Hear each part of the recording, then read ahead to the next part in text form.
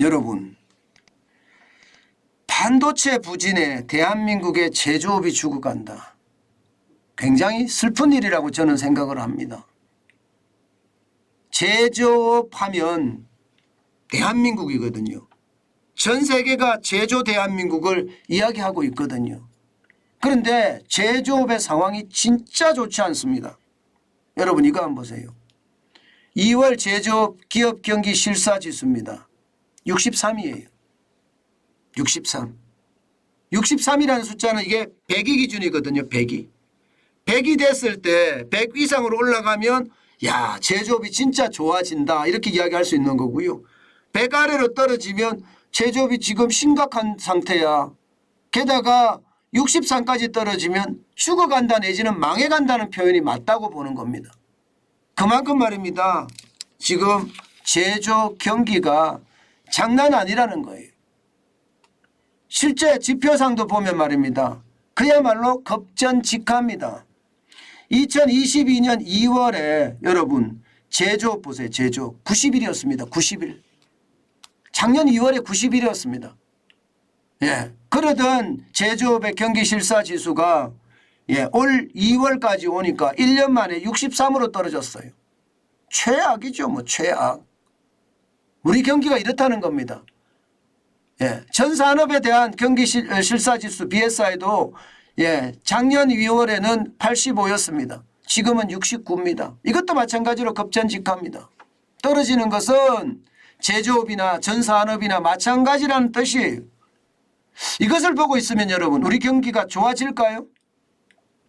이게 여러분 한국은행이 조사를 하거든요. 실제 위에서 보시면 2월 7일부터 14일까지 법인기업 대상으로 제조업 1649개, 비제조업 1144개를 대상으로 조사한 거예요. 한국은행이 조사한 겁니다. 한국은행이 조사할 때 조사의 신뢰성이라는 것 때문에 한국은행은요 건성으로 조사 안 합니다. 자칫 건성으로 조사했다가 이게 신뢰성이 깨지면 한국은행에 대한 신뢰까지도 무너지기 때문에 그들은 굉장히 조심하고 엄격하게 이거 조사하거든요. 그런 상황이라면 제조업은 지금 망가지고 있다. 이 말이 틀리는 말이 아니에요. 좀 더 심하게 말하면 제조업 박살났다. 이렇게 이야기해도 이게 심한 말이 아닙니다. 이렇게까지 최악으로 가는 것은요. 여러분 반도체 때문입니다. 반도체가 지금 장난 아니잖아요. 반도체 수출이 지금 보시는 것처럼 2022년 2월에 볼까요? 23.8%가 늘어났고요. 3월에는 37.9%가 늘어났습니다. 반도체가 이렇게 수출을 많이 할 때 제조업의 경기 실사지수는 어떻습니까? 90일까지 기록을 하고 있잖아요. 90일 그죠? 90일을 기록하고 있습니다. 그런데 반도체가 최악으로 내려가고 있습니다. 2023년 1월에는 마이너스 44.5% 수출이 안 되는 겁니다. 반토막 난 거예요. 2월에도 43.9%가 떨어지니 이게 반도체가 최악이잖아요. 그러니까 제조업의 지수도 63까지 떨어진 것. 결국은 반도체 불황 때문에 제조업이 지금 깨지고 있다 이런 이야기가 되는 건가요?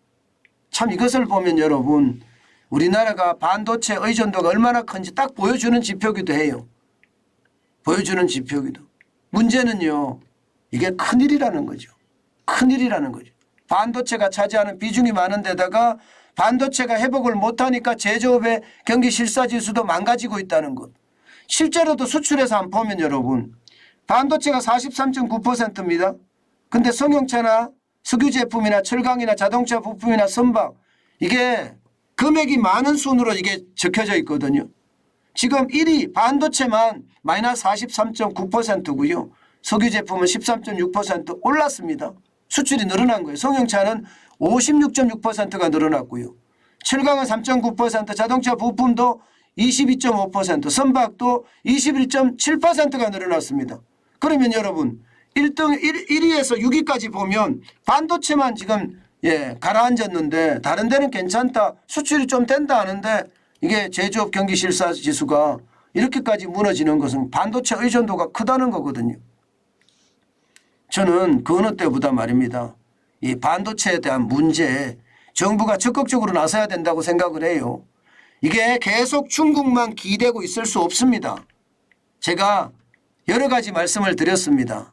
이미 신냉전 시대에 들어왔고요. 반도체 기술이 중국으로 들어가는 것 미국은 무조건 막으려고 들 겁니다. 예, 하늘에 태양이 두 개가 될 수는 없거든요. 그렇기 때문에 막으려고 들 거예요. 그래서 반도체가 중국이 스스로 무너지기를 기다리는 거죠. 어디 그뿐입니까? 중국은 이제 이게 신냉전 체제가 되면 고립이 됩니다. 고립이. 중국은 러시아와 북한과 벨라루스 아니면 이란 뭐 이렇게 포함이 되나요? 나머지는 거기에 포함이 안 되려고 노력합니다. 그런 상황이라면 여러분 결국 우리는 신냉전 체제에 우리가 확실하게 자리를 구축하면서 한미동맹을 더 강화하고요.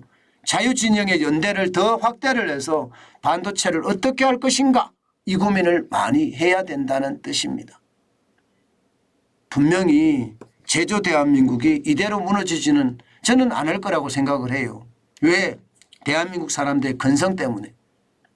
안 되면 되게 하라가 대한민국 사람의 건성이잖아요. 그렇기 때문에 저는 좋아질 거라고 저는 생각을 합니다. 그것도 단언할 수 있습니다.